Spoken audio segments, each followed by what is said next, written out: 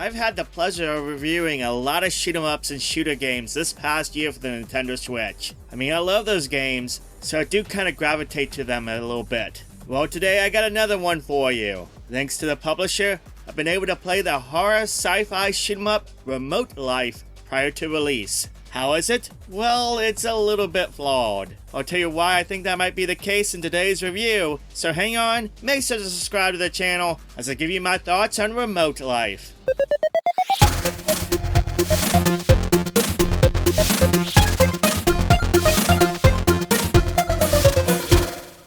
Remote Life isn't as entirely as new as it seems. It was actually released for Steam a few years ago. Now it's coming to consoles, including the Nintendo Switch, which is the version I'm reviewing today. This game is really more of a twin-stick shooter in the disguise of a shoot-'em-up. You're able to move your ship via the thumbstick for slow, smooth movement, or with a D-pad for faster movements, while the right stick aims your gun. You can shoot anywhere in a 360-degree angle, so you can fire behind you, above you, front, etc., etc. The L and R buttons cycle through the weapons, while the ZR button fires the gun, and the A button is relegated to your D weapon, which is usually a bomb or a giant damage-dealing missile. Levels or missions have you progressing through areas, trying to fend off all sorts of monster-like aliens, while trying to not get crushed or crash into anything. It's more reminiscent of games like R-Type and Gradius in level design, especially R-Type in terms of the alien sci-fi theme.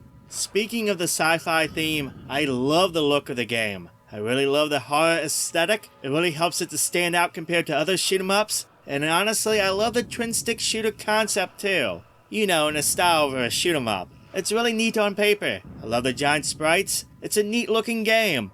It's also a brutal game. I'm not kidding. In terms of shoot-'em-ups, it ranks pretty up there. And casual players should be very aware. It will trash you. Even for someone like myself, who maybe isn't a shoot-'em-up pro per se, but still experienced enough in the gameplay type. I was having tremendous difficulty with this game, on easy. I have yet to beat it. It is rough as hell. Those not prepared will go through lives like water, and get trashed in seconds. It's also not above throwing cheap quick deaths at you either, so this one is going to be really hard to recommend this game to the casual gamer. That doesn't make the game bad. I still think it's a nice shoot 'em up. If you're willing to put up with a lot of deaths, and willing to put up with the brutal difficulty, there is a game here. Again, I really like the concept and look.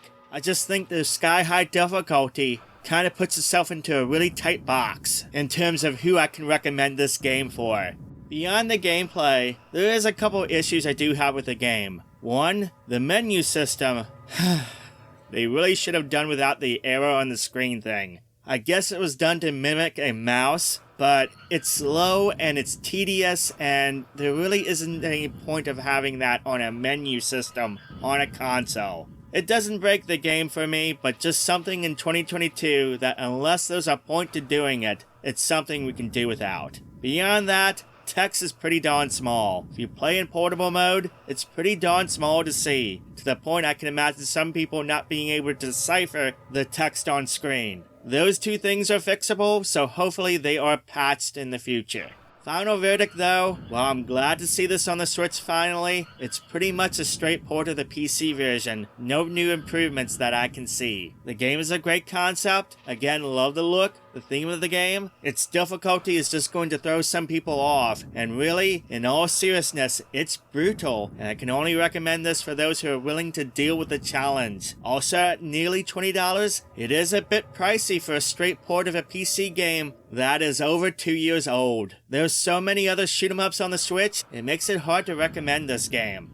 I just think for most people, be aware of what this game offers, and generally speaking, I think there's just better shoot 'em ups for your money on the Switch. You may agree or disagree with that, but again, that is just how I feel about this game. Anyway, that's my review of Remote Life. Again, special thanks to the publisher for letting me take an early look at this game prior to release. Hopefully there's just some adjustments in the future. If you like the review, make sure to give it a thumbs up. And if you're not already a subscriber, then make sure to subscribe so you never miss out on any of the videos that go live on the channel. That's all I have for today. Thank you for watching. Thank you for subscribing. Have a wonderful day, and I'll catch you next time.